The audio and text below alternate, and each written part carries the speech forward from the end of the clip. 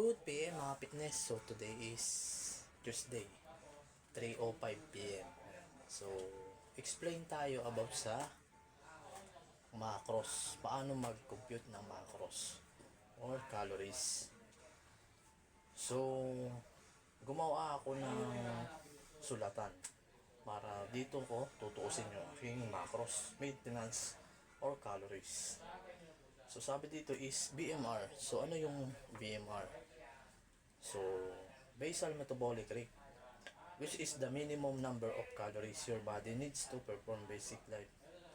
Tapos di lang yon, mayroon din tinatawag na TDEE, Total Daily Energy Expenditures. Yun. So example, uh, time 16, highly active. So ibig sabihin, yun yung nagwo-workout ng 5 to 6 times a week, gym plus cardio. So kasama na dun yung cardio mga fitness. So pag sinabi naman na times 14, so yun naman yung nasa active lifestyle. So yun naman yung nagwo-workout ng 3 to 4 times a week sa gym. Yan, mga fitness. Tapos pag sinabi naman na times 12, light active. So light active, yun naman yung mga nasa kagaya ng nasa office, sa opisina, sa trabaho, yun nagwo-workout sa 1 to 2 times a week. Yan. So 1 day to 2 times a week sa gym niya mga fitness. So example, 50 kilograms ako. So times 2.2. So equivalent niya is 110. So nasa highly active ako mga fitness. So tatimes ko siya sa 16. So yung lalabas ng calories is 1,760. Yung mga fitness. So paano ko naman kunin yung protein? So yung protein ko is times nasa 110. Ayan. So times 1.6. Ayan. So paano ko kinuha yung 1.6?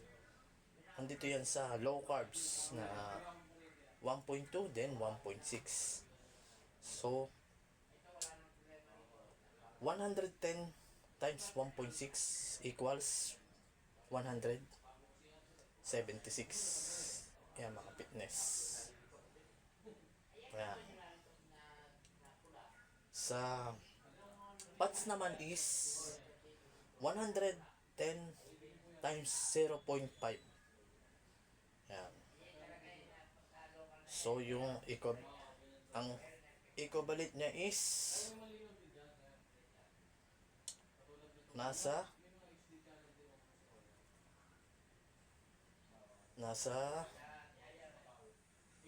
yan, yun sa 55. Then tatimes ko siya sa 9,495. Yan.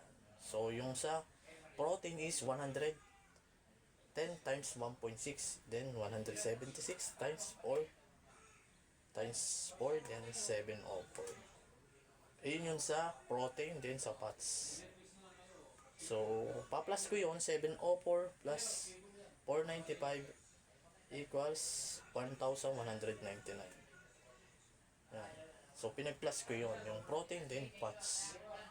Yun sa maintenance calories ko naman mga fitness, 110.6 times 16. So bakit sinabing times 16? So nag-gym ako sa isang linggo is 6 times. So yung equivalent niya is 1,769 yung maintenance calories ko. So nga pala, ito nga pala yung mga gaya ng kung ilang grams. 1 grams, 4 calories. 1 grams, then sa fats, 9 calories. Then sa carbs, 4 calories. So ito naman yung sa protein, low carbs, 1.2 or 1.6. Then sa high carbs, 0.8 or 1.0. Yan, mga fitness. Yan. So, yung maintenance calories ko is 1,769. Yan. 1,769. Tapos, paano ko naman kunin yung sa carbs. Yan. So, 61 divide 4 is 160.25. So, saan ko kinuha yung 160.25? So, dito mga fitness sa 1,760,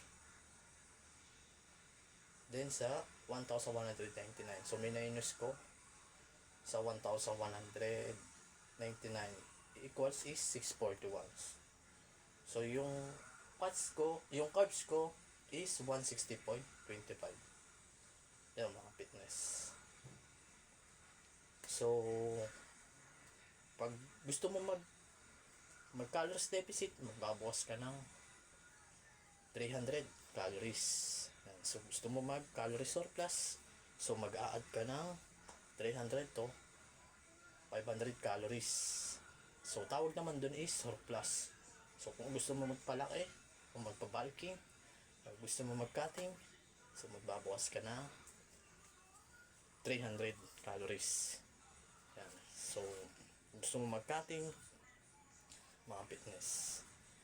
So, yun lang yung in-explain ko kung paano kunin or magtuos ng macros, nutrients. Yan. Sana may natutunan kayo sa video ko na binahagi. Yan, mga fitness. So, papakita ko sa inyo. Yan. Yan.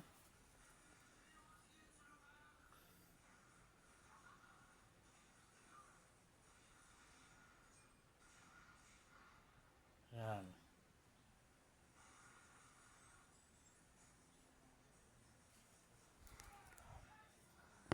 So, yun lang mga fitness. Stay fit and healthy. So, tuloy-tuloy lang sa ating fitness goal. So, ako nga pala si Coach Marsky. Thank you.